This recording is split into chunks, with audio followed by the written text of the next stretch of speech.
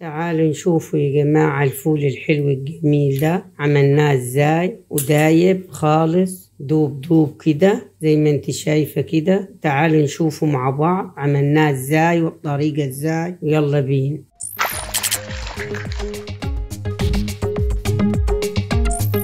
صباح الخير عليكم، ازيكم عاملين ايه؟ اخباركم ايه؟ يا رب تكونوا بخير. احنا هنعمل مع بعض النهاردة الفول المدمس بطريقة المطاعم، طريقة حلوة خالص خالص وسهلة وبسيطة وكل حاجة ما موجودة معانا في البيت. جبنا الفول وغسلناه. انا ما احبش ننقع الفول لاني لو نقعته هحسه زي ايه الفول النابت. لا، انا اغسله كويس ونغسله بميه سخنه وبعد كده نعمل ايه، نحط المكونات. ودول 3 كوبايات من مج الشاي الجزاز العادي اللي في البيت موجود في كل بيت، وجايبين معلقتين من العدس ومعلقتين من الرز، وجايبين طماطميتين او 3 طماطميات وقرن فلفل حار. ولسه معانا مكون سحري هيخليلك المية تخينة ويخليها لونها احمر وحلو جميل خالص خالص. خليكم معانا لحظة بلحظة وهنشوف هنعمل ايه في الفول. شايفين احنا حطينا لهم المية السخنة ما تغلي علشان ما يجيناش الانتفاخ لما ناكل الفول. شايفين هنخليهم قيمة 5 دقايق في المية المغلية بس كده ونشيلهم. ودينا جبنا الدماسة وهنحط المكونات ونشوف هنعمل ايه. حطينا الفول وبعدين جبنا شوية فول بصارة علشان نخلي لونهم حلو وفاتح. خليكم معانا. حطينا الفول في الدماسة، هنحط عليهم الفول المدشوش ونشوف مع بعض. دلوقتي انا هحط الطماطم والفلفل بس. العدس والرز هنحطه في نص السوا عشان ما يشيطش معاكي الرز، لما تحطيه هيشيط معاكي. حطينا المكونات اللي انت شايفينها. بعد كده هحط المية المغلية. المكونين دول هنحطهم في نص السوا وهنحط المكون السحري في اخر حاجة. خليكم معانا لحظة بلحظة هتشوفوا احلى فول من مطبخ ماما. دلوقتي نغطيها بورقة السلوفان علشان ما تطلعش البخار بتاعها خالص وما يحتاجش ميه كتير. وبعد كده ايه نغطيها الغطية بتاعتي زي ما انتوا شايفين كده.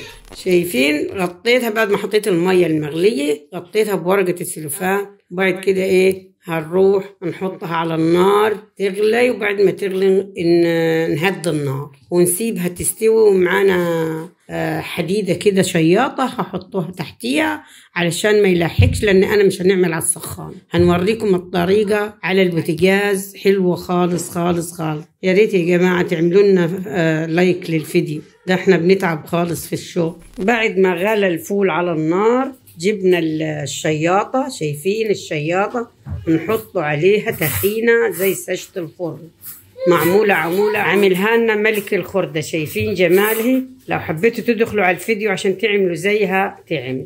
ملك الخردة بيعمل أفكار حلوة وجميلة. هنحطها دلوقتي ونسيبها على النار ونغطيها ونسيبها لغاية في نص السوا ونيجي نوريكم هنعمل ايه تاني. هنحط دلوقتي الرز والعدس.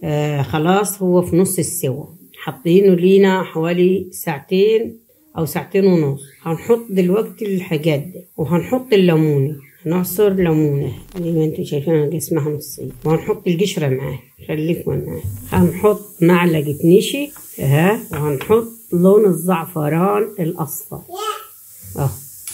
وهحط عليهم المية صاغة بتكتريش كده علشان احنا عاملينه معيرينه كويس. نقلبهم كويس ونحطهم على الفول. هو اللون اللي هيخليه لونه كهرمان كده، شايفه؟ جميل جدا.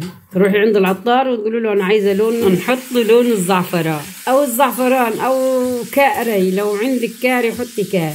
دلوقتي نغطيهم ونسيبهم لغايه ما يستويوا ونرجع لكم.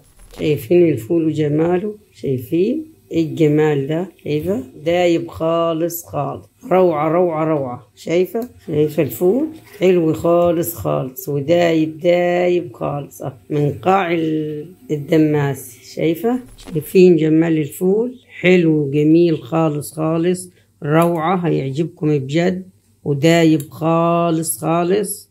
شايف الفولة القولها كده تدب معاك. شايفة الجمال؟ يا ريت يا جماعة اللي يعجبوا الفيديو يعمل لنا لايك وشير واشتراك، ونشوفكم على خير بإذن الله.